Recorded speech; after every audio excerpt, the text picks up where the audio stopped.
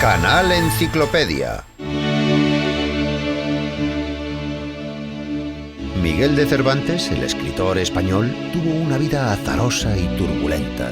Fue como si el destino se hubiese puesto en pie de guerra contra el creador del Quijote, el caballero andante, enviándole, al igual que a su héroe, una tribulación tras otra.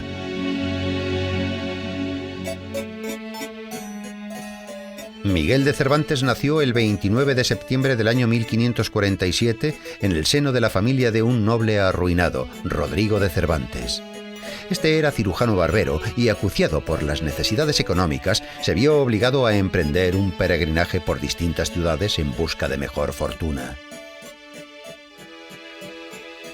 Al final, Miguel no tuvo más remedio que ponerse a trabajar. En aquella época, un joven de familia noble podía probar suerte en la corte, en la vida militar o en la iglesia. Cervantes eligió la tercera opción. Entró al servicio del cardenal Acquaviva y se fue a Roma. Sin embargo, el oficio de ayuda de cámara no era del agrado del apasionado joven español. Al cabo de un año, movido por ambiciosos ideales, decidió incorporarse al ejército español. El 7 de octubre del año 1571, el barco en el que servía Cervantes combatió en la batalla de Lepanto. Miguel luchó con valor y recibió 3 balazos de arcabuz durante la contienda, uno de los cuales le dejaría inutilizada la mano izquierda para siempre. Pero ni siquiera esto consiguió apartar a Cervantes del ejército. Recuperado de sus heridas, volvió al servicio activo, participando en distintas campañas durante 5 años más.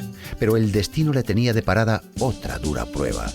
En el año 1575, la galera El Sol, en la que servía Cervantes, fue apresada por unos corsarios. El desafortunado hidalgo fue vendido como esclavo en Argel. Sin embargo, las cartas de recomendación para el rey que el cautivo llevaba con él le darían cierta categoría ante Hasan Bajá, gobernador de Argel, y le salvarían de graves castigos, pero la suma del rescate que Bajá señaló para tan importante cautivo ascendió notablemente. Los parientes de Cervantes tardaron 5 años en reunir el dinero para pagar el rescate de Miguel. Cervantes se alegró de volver a casa, pero al parecer sus tribulaciones no habían acabado aún. Nadie, salvo sus parientes, necesitaba al veterano que había resultado gravemente herido durante una batalla. Para entonces los Cervantes estaban en la ruina. El padre, después de quedarse sordo, había tenido que renunciar a seguir ejerciendo su profesión de cirujano barbero, por lo que la responsabilidad de mantener a la familia recayó sobre los hombros de Miguel. Este volvió a la vida militar, pero sus exiguas ganancias no bastaban para mantener a su gran familia, que se había visto aumentada con la aparición de una hija ilegítima de Cervantes, y tras casarse con su joven esposa totalmente desesperado, Miguel prueba suerte en Andalucía. En el año 1587 se las arregla para conseguir el puesto de comisario de abastos de la Armada Invencible. Pero allí, donde los proveedores deshonestos se enriquecían en tan solo unos meses, el noble y honesto hidalgo no tuvo más que problemas. Fue encarcelado varias veces, víctima de falsas acusaciones de malversación de fondos.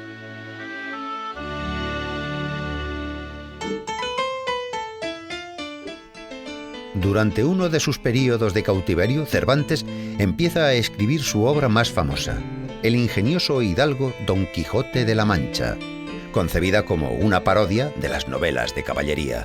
En aquel momento, Cervantes ya había escrito la novela La Galatea, varios dramas y más de 20 obras teatrales. Sin embargo, fue el relato de las aventuras de El Caballero de la Triste Figura el que inmortalizó a Cervantes. La novela, publicada en el año 1605, tuvo un éxito arrollador. Literalmente, el libro desapareció de las estanterías. Así, Don Quijote, el caballero andante, el noble soñador, el entusiasta de las novelas de caballería, el defensor de los necesitados, empezó a recorrer los caminos de la literatura mundial. Su nombre se hizo famoso y aparecieron numerosas variaciones sobre el tema de las aventuras del ingenioso hidalgo. La imagen de Don Quijote, el caballero andante, no solo fue analizada por críticos literarios, autores clásicos y ensayistas, los filósofos también lo hicieron. La novela de Cervantes fue traducida a multitud de idiomas y solo es superada en número de ediciones por la Biblia.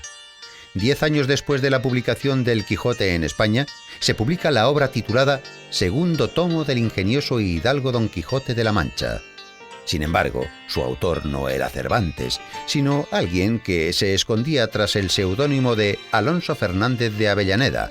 El Quijote de Avellaneda carece de nobles ideales y solo aspira a enriquecerse. Afortunadamente, el plagio de Avellaneda pasó casi desapercibido para los lectores. Por otra parte, el falso Quijote forzó a Cervantes a escribir la segunda parte de su novela, en la que sublimó los ideales humanitarios del protagonista.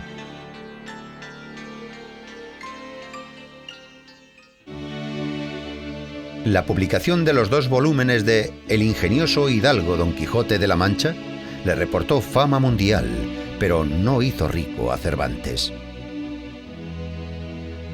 El escritor pasó sus últimos años en Madrid, malviviendo en una bohardilla. En el año 1613, Cervantes ingresó como novicio en la Orden Tercera de San Francisco, en la que pronunciaría los votos definitivos 3 años después. El gran escritor falleció el 23 de abril del año 1616 y fue enterrado de caridad con el sayal franciscano en el convento de las Trinitarias. Pero sus héroes, el caballero de la triste figura Don Quijote de la Mancha y su fiel escudero Sancho Panza, llevan ya 400 años viviendo entre nosotros.